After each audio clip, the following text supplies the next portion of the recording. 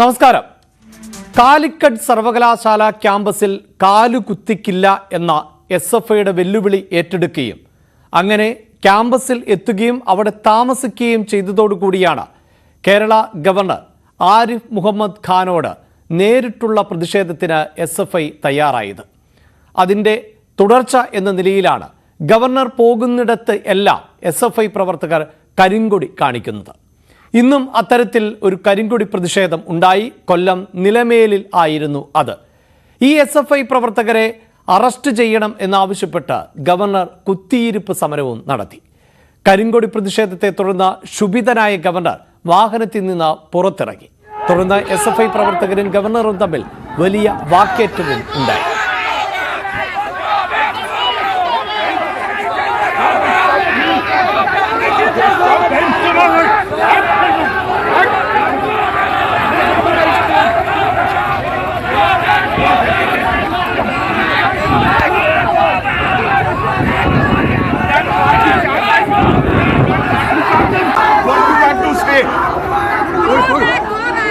I won't go back.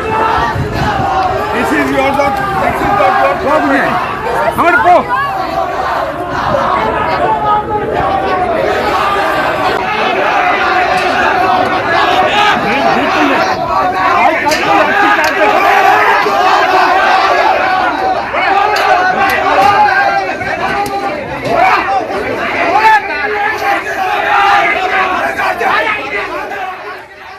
തീർന്നില്ല.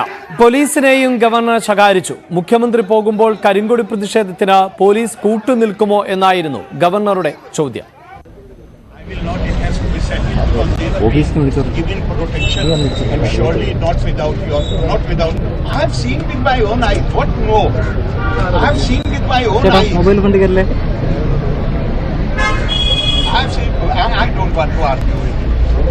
I have seen what I have seen with my own eye. They are police standing with them. Even last time I asked you a question. If Chief Minister is passing on this road, will you allow 50 people to collect there and hit the car? No, this has to be settled today. I am not going to move from here. I am not going to move from here. You are making the Gupta's rule the road of Kerala. I am not going to tolerate it. Yes, I don't want to.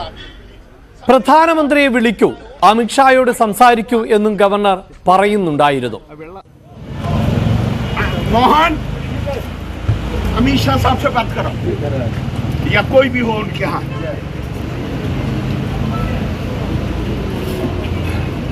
और नहीं तो फिर prime minister के यहाँ बात करो अपने doctor Hiren Desai से. No, I will not go. You were giving them protection here. Police, they were standing here at the police protection. I will not go from here.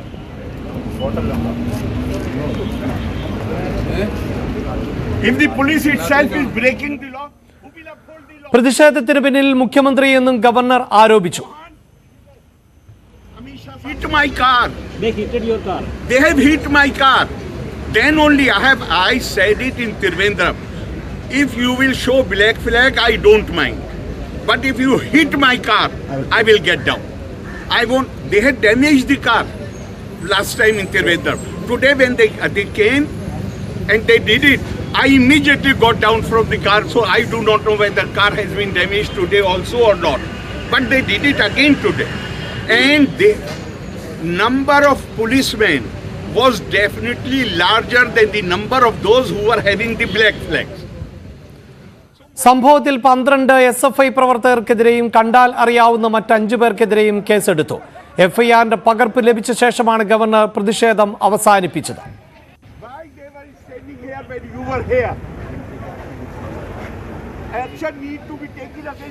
വാർത്തയുടെ വിശദാംശങ്ങളുമായി VV വിനോദാണ് ചേരുന്നത്. വിനോദ്, ഏറ്റവും ഒടുവിൽ നമുക്ക് കൂട്ടിച്ചേർക്കാനുള്ളത് ഇനി CRPF ഗവർണറുടെ സുരക്ഷ ഒരുക്കും എന്നുള്ളതാണ്. മറ്റ് സംഭവവികാസങ്ങളിലേക്ക് പോകുന്നതിന് മുമ്പ് ഏറ്റവും ഗൗരവതരമായി ഈ വിഷയത്തെ കേന്ദ്ര സർക്കാർ കാണുന്നു എന്നുള്ളതാണല്ലോ ഇതിൽ നിന്ന് മനസ്സിലാക്കേണ്ടത്.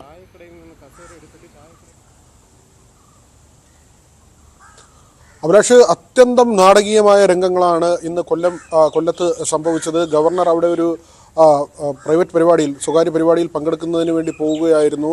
സദാനന്ദപുരത്തെ ഒരു ആശ്രമത്തിലെ പരിപാടിക്ക് വേണ്ടിയാണ് അദ്ദേഹം പോയത്. ഈ സമയത്താണ് SFIയുടെ കരിങ്കൊടി പ്രതിഷേധമുണ്ടായത്. ഗവർണർ പറയുന്നത് അദ്ദേഹത്തിൻ്റെ വാഹനത്തിൽ അടിച്ചുവെന്നാണ്. അതിനുശേഷം തിരുവനന്തപുരം പാളയത്ത് കണ്ടതിന് സമാനമായ രീതിയിൽ തന്നെ ഗവർണർ അവിടെ ഇറങ്ങുകയും പോലീസിന് നേരെ ആക്രോശിക്കുകയും ചെയ്തു. ഇത്തരം ക്രിമിനൽസുകൾക്ക് പിന്തുണ നൽകുന്നത് പോലീസാണ്, ഇവർക്ക് സംരക്ഷണം നൽകുന്നത് പോലീസാണ്.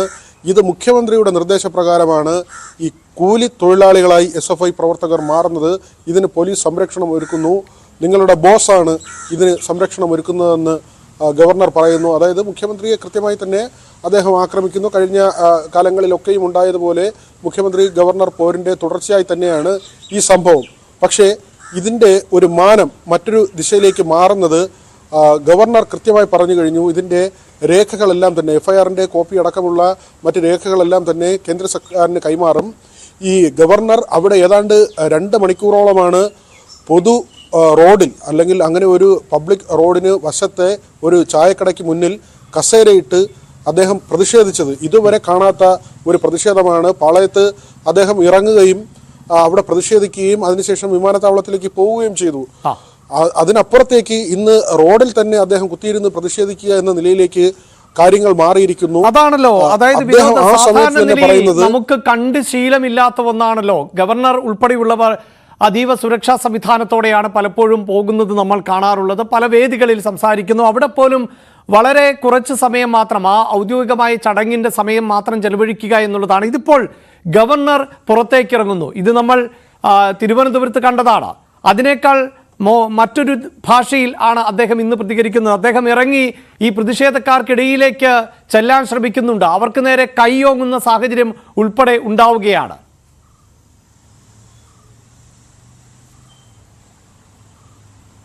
അഭിലാഷ്, നമ്മൾ കണ്ടതാണ് കോഴിക്കോട്. അഭിലാഷ് ആദ്യം സൂചിപ്പിച്ചതുപോലെ തന്നെ ഗവർണറെ കാലുകുത്തിക്കില്ല എന്ന് പറയുന്നു. അവിടെ അദ്ദേഹം 3 ദിവസം താമസിച്ച് തന്നെ അവിടുത്തെ പരിപാടികളിൽ പങ്കെടുക്കുന്നു. അവിടുത്തെ ബാനർ അഴിച്ചു മാറ്റാൻ പറയുന്നു. കോഴിക്കോട് സംഭവം ഇതായിരുന്നെങ്കിൽ പിന്നീട് ഇടുക്കിയിലൊക്കെയും ഈ ഹർത്താൽ ആണ് ആചരിച്ചത് ഗവർണർ ചെല്ലുന്ന ദിവസം.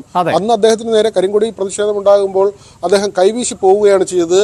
കഴിഞ്ഞ ദിവസം നയപ്രഖ്യാപന പ്രസംഗം അത് സെക്കൻഡുകൾ കൊണ്ട് വായിച്ച് അദ്ദേഹം അവിടെ നിന്ന് പോകുന്നു. ഇന്നലെ റിപ്പബ്ലിക് ദിനവുമായി ബന്ധപ്പെട്ട് സെൻട്രൽ സ്റ്റേഡിയത്തിൽ നടന്ന പരിപാടിയിൽ മുഖ്യമന്ത്രിയും ഗവർണറും ഒരുമിച്ച് ഒരു വേദിയിൽ വന്നതാണ്. പക്ഷേ രണ്ടുപേരും മുഖത്ത് നോക്കുകയോ പരസ്പരം ഒരു വാക്ക് പോലും പറയുകയോ ചെയ്തില്ല. മാത്രവുമല്ല, ഏറ്റവും ഒടുവിൽ ഗവർണർ പോകാൻ നേരത്ത് അദ്ദേഹം ഇവരെ തൊഴുത്, അതായത് അവരുടെ മുഖത്ത് നോക്കിയല്ല, അദ്ദേഹത്തിൻ്റെ മുഖം മറ്റൊരു ദിശയിലേക്കായിരുന്നു. ഒന്ന് തൊഴുത് അദ്ദേഹം പാസ് ചെയ്ത് പോകുമ്പോൾ മുഖ്യമന്ത്രിയുടെ ഭാഗത്തു നിന്ന് ഒരു നീക്കവും ഉണ്ടായില്ല, അല്ലെങ്കിൽ ഒരു ചലനവും ഉണ്ടായില്ല. മന്ത്രിമാരാരും അതിന് വലിയ ഗൗരവം കൊടുത്തതുമില്ല. തൊട്ടടുത്ത് തന്നെ ഉണ്ടായിരുന്ന ബിനോയ് വിശ്വം ഗവർണർ നടന്നു പോകുമ്പോൾ ബിനോയ് വിശ്വത്തിനോട് അദ്ദേഹം എന്തോ സംസാരിച്ച് പോകുന്നതും കണ്ടു. അത് ഒരുപക്ഷെ അദ്ദേഹത്തിൻ്റെ പരിഭവമാണോ എന്ന് നമുക്കറിയില്ല. ഏതായിരുന്നാലും കഴിഞ്ഞ ദിവസം അത്തരം ഒരു ഉരസൽ തന്നെ കഴിഞ്ഞ ദിവസങ്ങളിലൊക്കെയും അല്ലെങ്കിൽ കഴിഞ്ഞ കാലങ്ങളിൽ ഉണ്ടായ ആ ഉരസൽ തുടർന്നു പോവുകയായിരുന്നു. ഇന്നാണ് തൊട്ടടുത്ത ദിവസം വീണ്ടും SFIയുടെ കരിങ്കൊടി പ്രതിഷേധം ഉണ്ടാകുന്നു. ഗവർണർ പുറത്തിറങ്ങുന്നു. അദ്ദേഹം പൊതുവഴിയിൽ വാഹനങ്ങൾ കടന്നു പോകുന്ന ഏറ്റവും പ്രധാനപ്പെട്ട MC റോഡിൽ ഒരു ചായക്കടയ്ക്ക് മുന്നിൽ കസേരയിട്ട് അദ്ദേഹം അവിടെ കുത്തിയിരുന്ന് പ്രതിഷേധിക്കുകയാണ്. മുഖ്യമന്ത്രിയാണ് ഇതിന് ആസൂത്രണം ചെയ്യുന്നത്. ഇങ്ങനെ തടയാനും ആക്രമിക്കാനും എല്ലാം നിർദ്ദേശിക്കുന്നത് മുഖ്യമന്ത്രിയാണ്. കൂലി തൊഴിലാളികളായി SFI പ്രവർത്തകർ മാറിയിരിക്കുന്നു. ഇവർക്ക് സംരക്ഷണം പോലീസ് ഒരുക്കുന്നു. മാത്രവുമല്ല, നേരത്തെ ഉന്നയിച്ച അതേ ആരോപണം ഗവർണർ ഉന്നയിക്കുന്നു.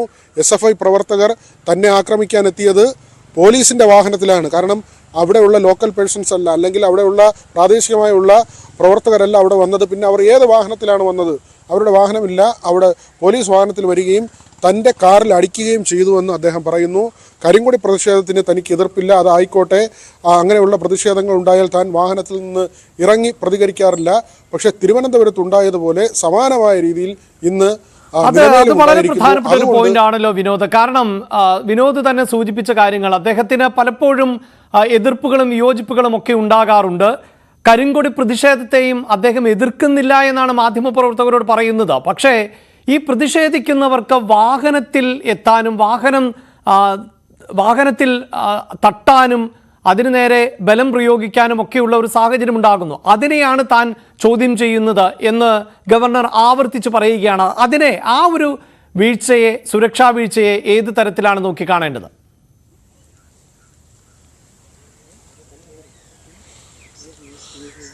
ഗവർണർ ചോദിക്കുന്ന ഒരു ചോദ്യം, മുഖ്യമന്ത്രിയാണ് ഇങ്ങനെ യാത്ര ചെയ്തു പോയതെങ്കിൽ, മുഖ്യമന്ത്രിക്ക് നേരെയാണ് ഇങ്ങനെ ഒരു പ്രതിഷേധം ഉണ്ടായതെങ്കിൽ നിങ്ങൾ ഇങ്ങനെയാണോ അതിനെ നേരിടുന്നത്, അല്ലെങ്കിൽ മുഖ്യമന്ത്രിക്ക് സംരക്ഷണം ഒരുക്കുന്നത് ഇങ്ങനെയാണോ എന്ന ഒരു പ്രധാനപ്പെട്ട ചോദ്യം തന്നെയാണ് ഗവർണർ ചോദിക്കുന്നത്. 17 പേരാണ്, അതായത് 12 പേർക്കെതിരെ വിനോദ്, നമ്മൾ തുടക്കത്തിൽ സൂചിപ്പിച്ച വളരെ പ്രധാനപ്പെട്ട ഒന്ന് എന്നത് കേന്ദ്ര സർക്കാർ ഈ വിഷയത്തിൽ ഇടപെടുന്നു, ഗവർണറുടെ സുരക്ഷ വർദ്ധിപ്പിക്കുന്നു, കേന്ദ്ര സേന തന്നെ ഗവർണർക്ക് ഇനി സുരക്ഷ ഒരുക്കും എന്നുള്ളതാണ്. അരുൺ, അങ്ങേയറ്റം ഗൗരവത്തോടു കൂടി, കാരണം കേന്ദ്ര സർക്കാരിന്റെ നോമിനിയാണ് ഗവർണർ എന്നത്, ആ ഗവർണർക്ക് സുരക്ഷ നൽകാൻ സംസ്ഥാന സർക്കാരിന് ശേഷിയില്ലാതെ പോകുന്നു എന്ന അനുമാനത്തിലേക്ക് എത്തുമ്പോഴാണല്ലോ കേന്ദ്ര സേനയെ ഉപയോഗിക്കേണ്ടതായി വരുന്നത്.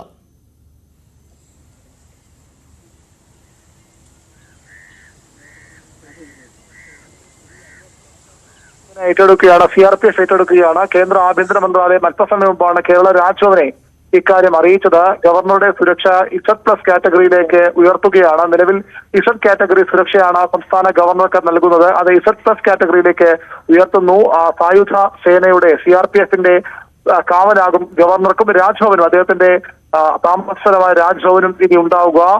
CRPFന്റെ സുരക്ഷ നൽകുന്ന ഗണത്തിലേക്ക് ഗവർണറെയും ഉയർത്തുന്നു, രാജ്ഭവനെ ഉയർത്തുന്ന വിവരമാണ് ഇപ്പോൾ രാജ്ഭവനെ ഔദ്യോഗികമായി തന്നെ കേന്ദ്ര ആഭ്യന്തര മന്ത്രാലയം അറിയിച്ചിട്ടുള്ളത്. ഇന്ന് നിലമേലിൽ ഈ സംഘർഷം ഉണ്ടാകുമ്പോൾ, ഗവർണർ കുത്തിയിരുന്ന് പ്രതിഷേധിക്കുമ്പോൾ കേന്ദ്ര ആഭ്യന്തരമന്ത്രിയെയും അതുപോലെ ആഭ്യന്തരമന്ത്രിയെ ഗവർണർ ഫോണിൽ ബന്ധപ്പെട്ടിരുന്നു, ആഭ്യന്തര മന്ത്രാലയത്തെ ബന്ധപ്പെട്ടിരുന്നു, ഉപരാഷ്ട്രപതി ഗവർണറുമായി ഫോണിൽ സംസാരിച്ചിരുന്നു. അതിന്റെ അടിസ്ഥാനത്തിലാണ് ഗവർണറുടെ സുരക്ഷ ഇപ്പോൾ കേന്ദ്രസേന ഏറ്റെടുക്കുന്നത്. Z+ കാറ്റഗറി സുരക്ഷയിലേക്ക് ഗവർണർ മാറുന്നത്. ഗവർണർക്ക് സുരക്ഷ ഒരുക്കുന്നതിൽ സംസ്ഥാന പോലീസ് പരാജയപ്പെട്ടു എന്ന വ്യാഖ്യാനങ്ങൾ സ്വാഭാവികമായും ഉണ്ടാകും. ഗവർണറുടെ പരാതിയും അത് തന്നെയാണ്. ഇന്നും അദ്ദേഹത്തിന്റെ വാഹനത്തിനടുത്തേക്ക് FI പ്രവർത്തകർ പാഞ്ഞെടുത്തു, വാഹനത്തിന് ആക്രമിച്ചു എന്ന ആരോപണമാണ് ഗവർണർ ആരിഫ് മുഹമ്മദ് ഖാൻ ഉയർത്തുന്നത്. ദൃശ്യങ്ങളിൽ നിന്നും അത് വ്യക്തമല്ലെങ്കിൽ പോലും അദ്ദേഹത്തിന്റെ ആരോപണം അതാണ്. സ്വാഭാവികമായും രാഷ്ട്രപതിയുടെ സംസ്ഥാനത്തെ പ്രതിനിധിയാണ് ഗവർണർ, അതുകൊണ്ട് തന്നെ അദ്ദേഹത്തിന് ആ സുരക്ഷ ഏർപ്പെടുത്താൻ കേന്ദ്ര ആഭ്യന്തര മന്ത്രാലയം തയ്യാറാവുകയാണ്. അതായത് നിലവിൽ മുഖ്യമന്ത്രി പിണറായി വിജയനാണല്ലോ കേരളത്തിൽ ഇത്തരത്തിലൊരു സുരക്ഷ ഒരുക്കപ്പെടുന്നത്, Z+ കാറ്റഗറിയിൽ പെടുന്ന സുരക്ഷ ആണല്ലോ മുഖ്യമന്ത്രിക്കുള്ളത്. അതിന് സമാനമായ സുരക്ഷ തന്നെ ഇനി ഗവർണർക്കും എന്ന നിലയിലേക്കല്ലേ കാര്യങ്ങൾ മാറിയിട്ടുള്ളത്? നിലവിൽ ഗവർണർക്കും മുഖ്യമന്ത്രിക്കും ഒരേ സുരക്ഷയാണ് ഉള്ളത്. മുഖ്യമന്ത്രിക്ക് സംസ്ഥാന പോലീസാണ് സുരക്ഷ ഒരുക്കുന്നത്, CRPF സേനയുടെ സുരക്ഷ മുഖ്യമന്ത്രിക്കുമില്ല. അതിന് മറികടന്നുകൊണ്ട് കൂടുതൽ സുരക്ഷ ഒരു പടി കൂടി കടന്നുള്ള സുരക്ഷാ ക്രമീകരണമാണ് ഇപ്പോൾ ഗവർണർക്ക് നൽകാൻ കേന്ദ്ര ആഭ്യന്തര മന്ത്രാലയം തയ്യാറെടുക്കുന്നത്. അരുൺ, ഈ വിഷയം, അതായത് ഒരു സംസ്ഥാനത്തെ സംബന്ധിച്ചിടത്തോളം ആ സംസ്ഥാനത്തിന്റെ ക്രമസമാധാന പാലനം, അവിടുത്തെ ഉദ്യോഗസ്ഥർക്കും ബന്ധപ്പെട്ട അധികാരികൾക്കുമൊക്കെ സുരക്ഷ ഒരുക്കുക എന്നത് പ്രാഥമികമായി ആ സംസ്ഥാനത്തിന്റെ ഉത്തരവാദിത്തത്തിൽ വരുന്നതാണ്. അതിനിടയിലാണ് ഗവർണർക്കെതിരെ തുടർച്ചയായി പ്രതിഷേധങ്ങൾ ഉണ്ടാകുന്നു. ഗവർണർ തന്നെ ആവർത്തിച്ച് പറയുന്നുണ്ട് പ്രതിഷേധിച്ചു കൊള്ളുക, അത് ജനാധിപത്യത്തിലെ സ്വാതന്ത്ര്യമാണ്. പക്ഷേ ഈ പ്രതിഷേധിക്കുന്നവർ തൻ്റെ വാഹനത്തിലേക്ക് ആക്രമണം നടത്തുന്നു, അതിന് പോലീസ് കൈകെട്ടി നിൽക്കുന്നു. ഈ ബാനറുകളും കരിങ്കൊടിയുമായി നിൽക്കുന്നവർക്കൊപ്പം അവർക്ക് സുരക്ഷ നൽകിക്കൊണ്ട് പോലീസ് നിൽക്കുന്നു എന്നുള്ളതാണ്. അപ്പോൾ ഗുരുതരമായ റിപ്പോർട്ട് തന്നെയാണ് കേന്ദ്രത്തിന് സമർപ്പിക്കപ്പെട്ടിട്ടുള്ളത് എന്ന് വേണമല്ലോ മനസ്സിലാക്കാൻ. തീർച്ചയായും ഗവർണറുടെ ആരോപണം അത്തരത്തിൽ തന്നെയാണ്. മാത്രമല്ല, ഇന്ന് 1.5 മണിക്കൂറിലേറെ സംസ്ഥാന ഗവർണർക്ക് ഒരു തെരുവിൽ ഇരിക്കേണ്ടി വന്നു. അത് എന്താണെന്റെ കാരണമെങ്കിലും അതൊരു വസ്തുതയാണ്. ഗവർണർ അദ്ദേഹത്തിന്റെ വാഹന വ്യൂഹത്തിൽ നിന്ന് ഇറങ്ങി SFIക്കാരോട് തർക്കിക്കുന്നത് കാണാം, ചോദ്യം ചെയ്യുന്നത് കാണാം. അതിനുശേഷം അദ്ദേഹം 1.5 മണിക്കൂറിലേറെ വഴിയോരത്ത് ഒരു കടയുടെ മുന്നിൽ കസേരയിട്ടിരിക്കേണ്ടി വന്നു. സ്വാഭാവികമായും ഇവിടത്തെ പ്രശ്നങ്ങൾക്ക് അപ്പുറത്തേക്ക് കേന്ദ്രം അതീവ ഗൗരവത്തോടെ കാണുമെന്ന് ഉറപ്പാണ്. പ്രത്യേകിച്ച് ഗവർണർക്കെതിരെ ഉയർന്ന ആരോപണം അദ്ദേഹം കേന്ദ്ര തീരുമാനങ്ങൾ BJPയുടെ നയങ്ങൾ നടപ്പാക്കാൻ ശ്രമിക്കുന്നു എന്നുള്ളതാണ്. സ്വാഭാവികമായും അദ്ദേഹത്തെ ഇവിടേക്ക് അയച്ചത് രാഷ്ട്രപതിയാണ്, രാഷ്ട്രപതിയുടെ പ്രതിനിധിയാണ് ആരിഫ് മുഹമ്മദ് ഖാൻ. അതുകൊണ്ട് തന്നെ അദ്ദേഹത്തിന് വേണ്ട സുരക്ഷ ഒരുക്കാനുള്ള ഉത്തരവാദിത്തം കൂടി കേന്ദ്രം ഏറ്റെടുക്കുകയാണ്. സംസ്ഥാനവും കേന്ദ്രമുള്ള രാഷ്ട്രീയ പോരിന്റെ മറ്റൊരു ഭാഗമായി തന്നെ ഇതിനെ കാണാം. ഗവർണർക്ക് സുരക്ഷ ഒരുക്കാൻ സംസ്ഥാനം പരാജയപ്പെട്ടു, സംസ്ഥാനത്തെ ക്രമസമാധാന നില തകരാറിലാകുന്നു എന്ന ആരോപണം നേരത്തെ വാർത്താക്കുറിപ്പിലൂടെ ഉന്നയിച്ചത് ഗവർണറാണ്. രാജ്ഭവന്റെ വാർത്താക്കുറിപ്പാണ് അത്തരമൊരു ആരോപണവുമായി രംഗത്ത് വന്നത്. സ്വാഭാവികമായും ഇപ്പോൾ അടുത്തൊരു നടപടിയിലേക്ക് കൂടി കടക്കുകയാണ്. ഗവർണറുടെ സുരക്ഷ ഉറപ്പാക്കാൻ സംസ്ഥാനം പരാജയപ്പെടുന്നു. അതുകൊണ്ട് തന്നെ കേന്ദ്രം ആ സുരക്ഷ ഏറ്റെടുക്കുകയാണ്. സായുധ സേനയുടെ CRPFന്റെ കാവലിലേക്ക് ഗവർണറും രാജ്ഭവനും മാറുകയാണ്. അതാണല്ലോ അരുൺ ഇതിൻ്റെ പ്രധാനപ്പെട്ട പോയിന്റ് എന്നത്. അതായത് ഈ രാഷ്ട്രീയ പോരിൻ്റെ മറുഭാഗമാണ് ഈ സുരക്ഷ ഉൾപ്പെടെയുള്ള കാര്യങ്ങളിൽ സംസ്ഥാനം പരാജയപ്പെടുന്നു എന്നുള്ളത്. അതുമാത്രവുമല്ല, ഇപ്പോൾ അധികാരത്തിലിരിക്കുന്നത് ഇടത് സർക്കാരാണ്. ആ ഇടത് സർക്കാരിൻ്റെ തന്നെ ഭാഗമായിട്ടുള്ള വിദ്യാർത്ഥി സംഘടനയാണ് സാധാരണ നിലയിൽ പലപ്പോഴും ഈ പ്രതിപക്ഷ വിദ്യാർത്ഥി സംഘടനകളോ പ്രതിപക്ഷ പാർട്ടികളോ ഒക്കെ വലിയ പ്രതിഷേധം ഉയർത്തുകയും അതാണ് ഒരു സമാധാന പ്രശ്നം സൃഷ്ടിക്കാറുള്ളത് എങ്കിൽ ഇതിപ്പോൾ സർക്കാരിൻ്റെ തന്നെ ഭാഗമാവുകയോ അല്ലെങ്കിൽ അതിനെ പിന്തുണയ്ക്കുകയോ ചെയ്യുന്ന സംഘടനകളിൽ നിന്ന് ഇത്തരത്തിൽ സുരക്ഷാ വിഷയങ്ങൾ ഉണ്ടാകുന്നു എന്ന മട്ടിലേക്കുള്ള റിപ്പോർട്ടല്ലേ കേന്ദ്രത്തിലേക്ക് എത്തുന്നത്? തീർച്ചയായും റിപ്പോർട്ട് അത്തരത്തിൽ തന്നെയായിരിക്കും. അതിന് കാരണം നേരത്തെയും ഗവർണർക്ക് പ്രതിഷേധം ഉണ്ടായിരുന്നു. അന്ന് ഗവർണറുടെ വാഹനത്തിനടുത്തേക്ക് SFI പ്രവർത്തകർ ഓടിയെത്തുകയും ചെയ്തു.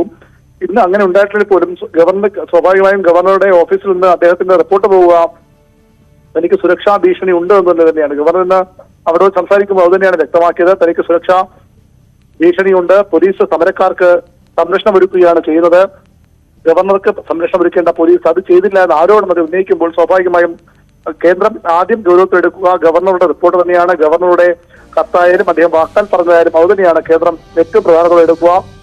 ഗവർണർ പറയുന്നത് വിശ്വസിച്ചു തന്നെയാകും അദ്ദേഹത്തിന് സുരക്ഷ ഒരുക്കാനുള്ള തുടർ നടപടികളിലേക്ക് കേന്ദ്രം കടന്നതും അതുതന്നെയാണ് ഇപ്പോൾ CRPF സുരക്ഷയിലൂടെ വ്യക്തമാവുന്നതും. ഗവർണറുടെ സുരക്ഷയുടെ കാര്യത്തിൽ കേന്ദ്രം സംസ്ഥാനത്തെക്കാൾ ജാഗ്രത പുലർത്തുമെന്ന ഒരു മുന്നറിയിപ്പ് കൂടിയാണിത്. ഗവർണറുടെ നിലപാടുകൾക്കൊപ്പമാണ് കേന്ദ്രം എന്ന് ഒരിക്കൽ കൂടി വ്യക്തമാവുകയാണ്. അങ്ങനെ മാത്രമേ കേന്ദ്രത്തിന് പെരുമാറാനും കഴിയൂ. കാരണം അദ്ദേഹം രാഷ്ട്രപതിയുടെ പ്രതിനിധിയാണ്. അദ്ദേഹത്തെ ആ രീതിയിൽ അദ്ദേഹം സുരക്ഷ ഉറപ്പാക്കേണ്ടത് കേന്ദ്ര ആഭ്യന്തര മന്ത്രാലയത്തിന്റെ കൂടി ഉത്തരവാദിത്തമാണ്. അഭിലാഷ്, റൈറ്റ്. വിനോദ് കൂടി ചേരുകയാണ്. വിനോദ്, നേരത്തെ സൂചിപ്പിക്കുന്നത് പോലെ തന്നെ കേന്ദ്ര സർക്കാരിൻ്റെ ആഭ്യന്തര മന്ത്രാലയത്തിൻ്റെ നോമിനിയായി രാഷ്ട്രപതി ശുപാർശ ചെയ്തുകൊണ്ട് എത്തുന്ന ആൾ ആണ് ഗവർണർ.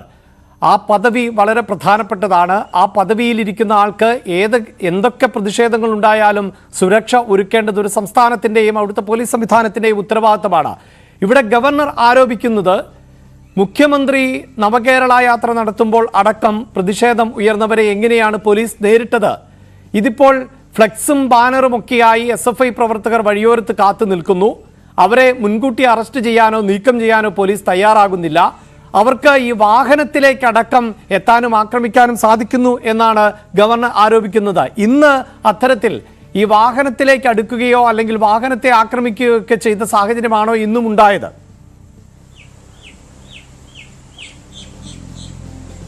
അഭിലാഷ്, ഇന്ന് രാവിലെ തന്നെ നമ്മൾ റിപ്പോർട്ട് ചെയ്തതാണ് ഗവർണർക്ക് കേന്ദ്ര സുരക്ഷ വരും, അല്ലെങ്കിൽ കേന്ദ്ര സേനാ വിഭാഗങ്ങൾ ഗവർണറുടെ സുരക്ഷയ്ക്കായി നിയോഗിക്കപ്പെടുമെന്ന കാര്യം നമ്മൾ രാവിലെ തന്നെ നമ്മുടെ റിപ്പോർട്ടിൽ സൂചിപ്പിച്ചിരുന്നതാണ്. കാരണം ഇങ്ങനെ ഒരു പ്രതിഷേധമുണ്ടാകുമ്പോൾ നേരത്തെ തിരുവനന്തപുരത്ത് ഉണ്ടായതാണ്.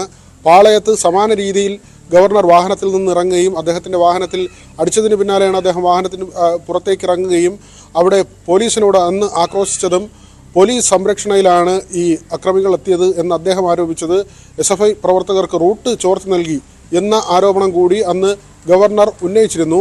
ഇതിൻ്റെ ന്യായാന്യായങ്ങൾ എന്നതിനപ്പുറത്തേക്ക് ഇന്നത്തെ സംഭവത്തിൽ ഗവർണർ സ്വാഭാവികമായും കേന്ദ്ര സർക്കാരിനെ ഈ വിവരങ്ങൾ അറിയിക്കുമ്പോൾ അത് ഹോം സെക്രട്ടറിയോട് തന്നെ അദ്ദേഹം രാവിലെ സംസാരിക്കുന്നു. അദ്ദേഹത്തിൻ്റെ ഉദ്യോഗസ്ഥരോട്, അദ്ദേഹത്തിനൊപ്പമുള്ള ജീവനക്കാരോട് പ്രൈം മിനിസ്റ്ററെ ബന്ധപ്പെടാനും അതോടൊപ്പം തന്നെ അമിത്ഷായെ ബന്ധപ്പെടാനും അദ്ദേഹം നിർദ്ദേശിക്കുന്നു. FIR-ൻ്റെ കോപ്പി ഉൾപ്പെടെ കേന്ദ്ര സർക്കാരിന് കൈമാറുമെന്ന വിവരം അദ്ദേഹം പറയുകയും ചെയ്യുന്നു. അപ്പോൾ തന്നെ കൃത്യമായിരുന്നു എന്താണ് അടുത്ത് കേന്ദ്രത്തിൻ്റെ ഇടപെടലായി വരാൻ പോകുന്നത്. മാത്രവുമല്ല, വി മുരളീധരൻ്റെ ഒരു പ്രസ്താവന പിന്നാലെ വരികയും ചെയ്തു. ഗവർണറെ അപായപ്പെടുത്താനുള്ള ശ്രമമാണ് നടന്നതെന്ന്. ഇത് ആവർത്തിച്ച് ഇങ്ങനെ സംഭവിക്കുമ്പോൾ ഗവർണർ രാജ്ഭവൻ തന്നെ നേരിട്ട് കേന്ദ്ര സർക്കാരിനെ ഇക്കാര്യം അറിയിക്കുമ്പോൾ, തൻ്റെ സുരക്ഷയിൽ ആശങ്ക പ്രകടിപ്പിക്കുമ്പോൾ സ്വാഭാവികമായും ഇത്തരമൊരു സുരക്ഷാ സംവിധാനം വരിക തന്നെ ചെയ്യും എന്നത് വ്യക്തമായിരുന്നു. അതുതന്നെയാണ് ഇപ്പോൾ ഉണ്ടായിരിക്കുന്നതും. ഇനിയുള്ള കാര്യം ഗവർണർക്ക് സംരക്ഷണം ഒരുക്കാൻ കേന്ദ്രസേന എത്തുമ്പോൾ SFI ഈ തരത്തിൽ പ്രതിഷേധവുമായി മുന്നോട്ട് പോയാൽ ഒരുപക്ഷെ പോലീസ് കൈകാര്യം ചെയ്യുന്നത് പോലെ ആകില്ല കാര്യങ്ങൾ. അവിടെ വീണ്ടും പ്രതിഷേധം ശക്തമാകും. കേന്ദ്രസേനയെ ഉപയോഗിച്ച് വിദ്യാർത്ഥി സംഘടനയെ അടിച്ചൊതുക്കാൻ ശ്രമിക്കുന്നു. കാവ്യവൽക്കരണം ആണ് പ്രധാനമായും CPM-ഉം ഇടത് കേന്ദ്രങ്ങളും SFI ഉൾപ്പെടെ ആരോപിക്കുന്നത്. അങ്ങനെ കാവ്യവൽക്കരണത്തിനെതിരെ ജനാധിപത്യ രീതിയിൽ സമരം ചെയ്യുമ്പോൾ അതിനെ അടിച്ചമർത്താൻ കേന്ദ്രസേനയെ ഉപയോഗിക്കുന്നുവെന്ന ഒരു വാദം LDF-ൻ്റെ ഭാഗത്തു നിന്ന് ഉയർന്നു വരും, വിദ്യാർത്ഥി സംഘടനയുടെ ഭാഗത്തു നിന്ന് ഉയർന്നു വരും.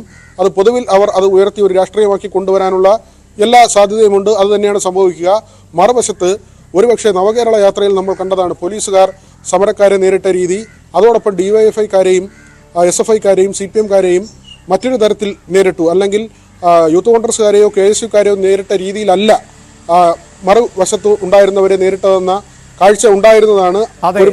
അത് നമ്മൾ കോഴിക്കോടുള്ള പ്രതിഷേധങ്ങളിലടക്കം കണ്ടതുമായിരുന്നല്ലോ. അത് തന്നെയാണല്ലോ ഗവർണറും ഇവിടെ ആയുധമാക്കി മാറ്റുന്നത്. അതായത് ആർഷോ അടക്കമുള്ളവർ പ്രതിഷേധവുമായി എത്തുമ്പോൾ അവരോട് പ്ലീസ് ദയവായി നിങ്ങൾ ഒന്ന് പോകൂ എന്ന് പോലീസ് ഉദ്യോഗസ്ഥൻ ആവശ്യപ്പെടുന്നു. മറുഭാഗത്ത് മുഖ്യമന്ത്രിക്ക് നേരെ കരിങ്കൊടി കാണിക്കുന്ന യൂത്ത് കോൺഗ്രസ് പ്രവർത്തകർ അവർ പോലീസിന് കീഴ്പ്പെട്ട് നിൽക്കുമ്പോൾ പോലും സുരക്ഷാ വാഹനത്തിൽ നിന്ന് എസ്കോർട്ട് നൽകുന്ന ഉദ്യോഗസ്ഥർ ചാടിയിറങ്ങുന്നു, ലാത്തിയെടുത്ത് വീശുന്നു, അടിക്കുന്നു. അതായിരുന്നല്ലോ കേരളത്തിൽ കണ്ട കാഴ്ച.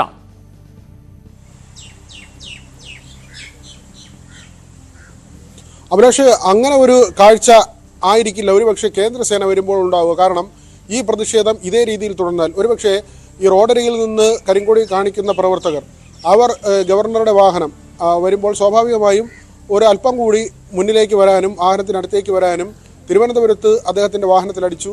ഇന്ന് അദ്ദേഹം ആവർത്തിച്ച് പറയുന്നത് നിലമേലും അതേ തരത്തിൽ തൻ്റെ വാഹനത്തെ ആക്രമിച്ചു എന്നതുകൊണ്ട് മാത്രമാണ് താൻ പുറത്തിറങ്ങിയത്. ജനാധിപത്യ രീതിയിലുള്ള സമരമായിരുന്നെങ്കിൽ താൻ ഇങ്ങനെ പ്രതികരിക്കില്ലായിരുന്നു എന്ന് അദ്ദേഹം ആവർത്തിച്ച് പറയുന്നുണ്ട്. ഏതായിരുന്നാലും അദ്ദേഹത്തിൻ്റെ സുരക്ഷാ സംവിധാനം കേന്ദ്രസേന ഏറ്റെടുക്കുമ്പോൾ ഇത്തരത്തിലുള്ള സമരമുണ്ടായാൽ ഒരുപക്ഷെ ഇത്രയും പോലും ശക്തമല്ലാതെ കരിങ്കൊടി കാണിക്കാൻ പോലും ശ്രമിച്ചാൽ ഒരുപക്ഷെ നേരിടുന്നത് മറ്റൊരു തരത്തിലായിരിക്കും. അത് വലിയ തർക്കങ്ങളിലേക്കും ഇപ്പോഴത്തെ നമുക്കൊരു കേന്ദ്ര സർക്കാർ സംസ്ഥാന സർക്കാർ ബന്ധം വളരെ വഷളായിരിക്കുന്ന ഒരു സമയമാണ്. നമുക്കറിയാം അവിടെ സമരം നടത്താൻ പോവുകയാണ്. ഡൽഹിയിൽ തന്നെ മന്ത്രിസഭ ഒന്നാകെ സമരം നടത്താൻ പോകുന്ന സാഹചര്യമുണ്ട്. സാമ്പത്തികമായി ഞെരുക്കുന്നുവെന്ന വലിയ ആരോപണം സർക്കാർ ഉന്നയിക്കുന്ന ഒരു സമയമാണ്. ഈ സമയത്താണ് ഗവർണർ മുഖ്യമന്ത്രി അല്ലെങ്കിൽ ഗവർണർ സർക്കാർ പോര് ഇങ്ങനെ മൂർച്ഛിക്കുന്നതും ഇതിന് തടയിടാനെന്നോണം അല്ലെങ്കിൽ ഗവർണറെ സംരക്ഷിക്കാൻ വേണ്ടി കേന്ദ്രസേന ഇറക്കാൻ കേന്ദ്ര സർക്കാർ തീരുമാനിച്ചിരിക്കുന്നതും. അങ്ങനെ വരുമ്പോൾ സ്വാഭാവികമായും ഇനിയുള്ള പ്രതിഷേധം ഏത് നിലയ്ക്ക് മുന്നോട്ട് പോകും?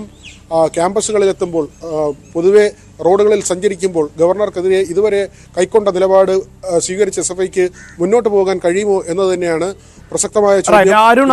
വളരെ പ്രധാനപ്പെട്ടതാണ്. കേരളത്തിന്റെ ഗവർണർക്ക് എവിടെ സഞ്ചരിക്കാനുമുള്ള സ്വാതന്ത്ര്യമുണ്ട്. അദ്ദേഹം നിലവിൽ ഗവർണർ ആണ് സർവകലാശാലകളുടെ അധിപൻ എന്ന നിലയിൽ ഏത് ക്യാമ്പസിലേക്ക് എത്തുന്നതിനും അവിടുത്തെ പ്രവർത്തനങ്ങൾ വിലയിരുത്തുന്നതിനും മോണിറ്റർ ചെയ്യുന്നതിനും മിന്നൽ പരിശോധനകൾ പോലും നടത്താൻ ആ പദവി കൊണ്ട് ഗവർണർക്ക് സാധിക്കും. അത് ഗവർണറുടെ പല ഉത്തരവാദിത്തങ്ങളിൽ ഒന്നാണ് നിലവിലെ നമ്മുടെ കേരളത്തിൻ്റെ നിയമ സംവിധാനങ്ങൾ അനുസരിച്ച്.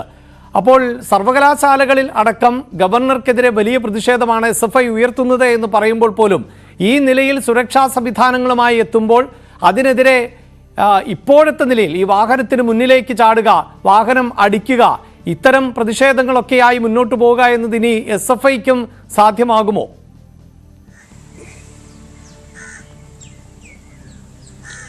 അഭിലാഷ്, വളരെ നമ്മൾ ഇതുവരെ കണ്ടിട്ടില്ലാത്തൊരു നിലയിലാണ്. കാരണം നമ്മൾ പല വർഷങ്ങളായി ഗവർണർമാർ കേരളത്തിൽ വരുന്നതും പോകുന്നതും കാണുന്നു. ഒരു ബൈറ്റ് പോയിട്ട് പ്രസംഗം പോലും കൃത്യമായി ഒരു പറയുന്ന സമയത്ത് പ്രസംഗിച്ച് പോവുക എന്ന നിലയ്ക്കുള്ള ഗവർണർമാർ, അതിനപ്പുറത്തേക്കുള്ളൊരു കാഴ്ച അത് കഴിഞ്ഞ കുറച്ച് വർഷമായി തന്നെ നമുക്ക് പറയാം. കൃത്യമായി ഗവർണർ പ്രതികരണങ്ങൾ നടത്തുന്നു, ബൈറ്റുകൾ നൽകുന്നു, അതിനുശേഷം നേർക്കുനേർ പോരാട്ടത്തിലേക്ക് പോകുന്നു, പൊതുവേദികളിൽ തന്നെ അദ്ദേഹം പ്രസംഗിക്കുന്നു. അവിടെയാണ് നിരവധിയായ തർക്കങ്ങൾ. ഗവർണർ ആവശ്യപ്പെടുന്നത് സർക്കാർ ചെയ്യുന്നില്ല, സർക്കാരിൻ്റെ ആവശ്യങ്ങൾ ഗവർണർ തള്ളുന്നു. ഏറ്റവും ഒടുവിലാണ് ഈ ബില്ലുകൾ ഒപ്പിടാത്ത സംഭവം ഉൾപ്പെടെ സർവകലാശാലകളിലെ നിയമനം ഉൾപ്പെടെയുള്ള കാര്യങ്ങൾക്കൊടുവിൽ നയപ്രഖ്യാപന പ്രസംഗം സെക്കൻഡുകൾ കൊണ്ട് വായിച്ച് ഗവർണർ പുറത്തേക്ക് പോകുന്നു. ഇന്നലെ റിപ്പബ്ലിക് ദിനവുമായി ബന്ധപ്പെട്ട് സെൻട്രൽ സ്റ്റേഡിയത്തിൽ നടന്ന ചടങ്ങിൽ മുഖ്യമന്ത്രിയും ഗവർണറും ഒരുമിച്ച് പങ്കെടുക്കാനെത്തിയതാണ്. പക്ഷേ മുഖത്ത് നോക്കുകയോ ഒരു വാക്ക് പോലും ഉരിയാടുകയോ ചെയ്യാതെ രണ്ടുപേരും രണ്ട് വശത്തേക്ക് പോകുന്ന ഒരു കാഴ്ചയാണ് നമ്മൾ കണ്ടത്. ഇത് നമ്മൾ പുതുതായി 2 മന്ത്രിമാർ മന്ത്രിസഭയിലേക്ക് എത്തുന്ന സമയത്തും ഈ സത്യപ്രതിജ്ഞ ചടങ്ങിനും മുഖ്യമന്ത്രി അവിടുത്തെ ചായ സൽക്കാരം ബഹിഷ്കരിക്കുന്നു. ഇന്നലെ അറ്റ് ഹോം പരിപാടിയുണ്ട്, രാജ്ഭവനിലെ വിരുന്നുണ്ടായിരുന്നു, അവിടെയും ഇങ്ങനെ ബഹിഷ്കരണം മുഖ്യമന്ത്രിയുടെ. അതാണ് സർക്കാരും ഗവർണറും തമ്മിലുള്ള ഏറ്റുമുട്ടൽ. അതിന്റെ പാരമ്യത്തിൽ എത്തി നിൽക്കുമ്പോഴാണ് SFI എന്ന വിദ്യാർത്ഥി സംഘടന തുടർച്ചയായി കരിങ്കൊടി പ്രതിഷേധവുമായി ഗവർണർക്ക് മുന്നിലേക്ക് എത്തുന്നത്. എന്നാൽ തൻ്റെ വാഹനമാണ് ആക്രമിക്കപ്പെടുന്നത്, അതിലാണ് തനിക്ക് വിയോജിപ്പ് എന്ന് ഗവർണർ പറയുന്നു. ഗവർണർ ഇതുമായി ബന്ധപ്പെട്ട പരാതി ആ ഘട്ടത്തിൽ തന്നെ അവിടെ വെച്ചുകൊണ്ട് തന്നെ അദ്ദേഹം കേന്ദ്ര സർക്കാരിൻ്റെ പ്രതിനിധികളുടെ ടെലിഫോണിൽ ബന്ധപ്പെട്ടു എന്ന് വേണം നമുക്ക് ദൃശ്യങ്ങളെ മനസ്സിലാക്കാൻ. എന്തായാലും കേന്ദ്ര സർക്കാരിൻ്റെ ഇടപെടൽ ഉണ്ടായിരിക്കുകയാണ്. Z+ സുരക്ഷ നൽകുന്ന ഗവർണർക്ക് CRPFിൻ്റെ സേവനം കൂടി ഇനി ലഭ്യമാകുന്നു. 50-ലധികം സുരക്ഷാ ഉദ്യോഗസ്ഥർ ഗവർണറോടൊപ്പമുണ്ടാകും. ഈ നിലയിലാണ് തെരുവിലെ പ്രതിഷേധങ്ങൾ എങ്കിൽ, വാക്കേറ്റങ്ങൾ എങ്കിൽ, ഇനി ആ പ്രതിഷേധങ്ങൾ എവിടേക്ക് എത്തും എന്നാണ് കണ്ടറിയേണ്ടത്. സ്പോട്ട്ലൈറ്റ് പൂർണ്ണമാകുന്നു. നമസ്കാരം.